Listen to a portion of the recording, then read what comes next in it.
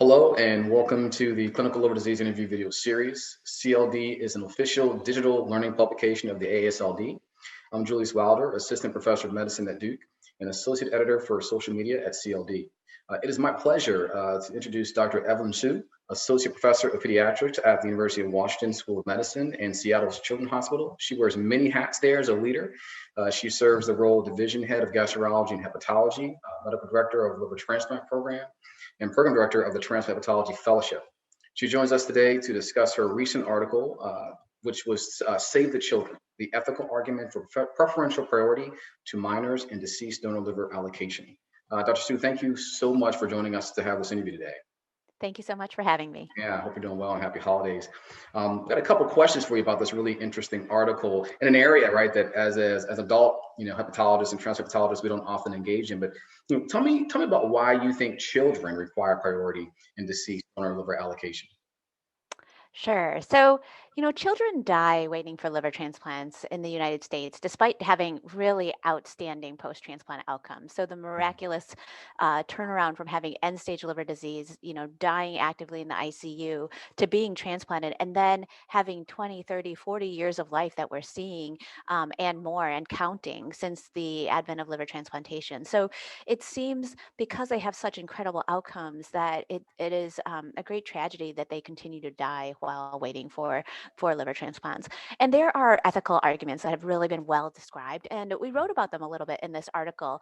There, just to touch upon them, there's one called the benefit over a lifetime principle, because they're young, they stand to gain the most years and productivity from investment at a really early age.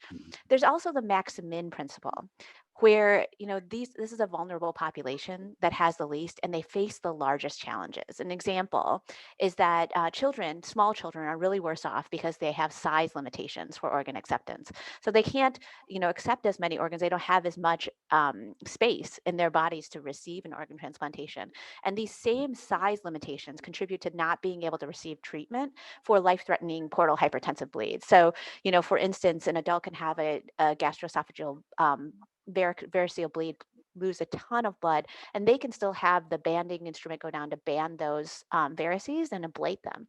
Children are so small, 75% of children receiving transplants are under the age of 5, that the equipment that we have to even get down there to do sclerotherapy or to do banding doesn't fit inside their mouth. So they'll bleed to death, and they stand from losing just a small amount of blood, they can die because their cardiac output is so dependent on their heart rate, and they don't have as many compensatory mechanisms. Their risk is just that much higher.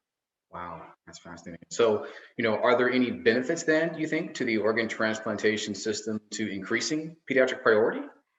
Yeah, I think that there really are. So we know from international experience, because there have been systems around the world that have committed to increasing pediatric priority for deceased donor liver transplantation, such as Eurotransplant, Canada, Brazil, France, and Scandia Transplant, that this actually leads to an increased utilization of split grafts. So you know how I talked a little bit before about how greater than 70% of children requiring transplant are under 5 years of age, and they're perfect candidates to receive the left lateral segment of a liver, leading to the remaining part of the liver to be able to be transplanted into an adult.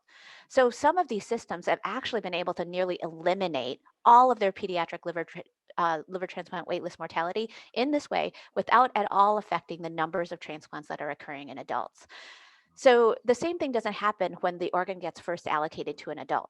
Because you have to accept this risk that you're going to, do a segment, or you have to have the skill to do a segment in order, and then as well the coordination to say like, hey, do you want this organ, or we're going to just split it from the very beginning. So it doesn't happen if it's allocated to an adult first. And then finally, it's kind of important to consider that prioritizing children as a system can really shape societal attitudes towards organ donation. People want to donate to a vulnerable population, to children. And so it increases rates of organ donation because children are viewed in public opinion as this vulnerable population that requires special protection. Sorry. Yeah, no, that's fantastic. Thank you. And so, this, I'll be honest with you, there's so much that I've learned in this interview. Thank you so much. When you reflect on all this valuable information that you put in this wonderful article, what's the one big takeaway you would have for us adult hepatologists and transplant hepatologists? I just think that this is not a win-lose situation. It's not a zero-sum Mhm. game. I Yeah. really want to say that there's a fixed number of kids getting transplanted every year. There's a very, very small number of children who are dying who would fit from an earlier transplant. And really, we can use this to eliminate pediatric waitlist mortality really without affecting the mortality of adults on the waitlist. And so it's just a win-win in every way. And it is an incredible opportunity for us to make an impact that will go on for a long time. Yeah. Oh, wow. Well, on behalf of all of us on the CLD team, thank you so much, Dr. Sue, for this wonderful interview. Really learned a lot. We hope you, all the viewers, have found this useful and educational. I know I did.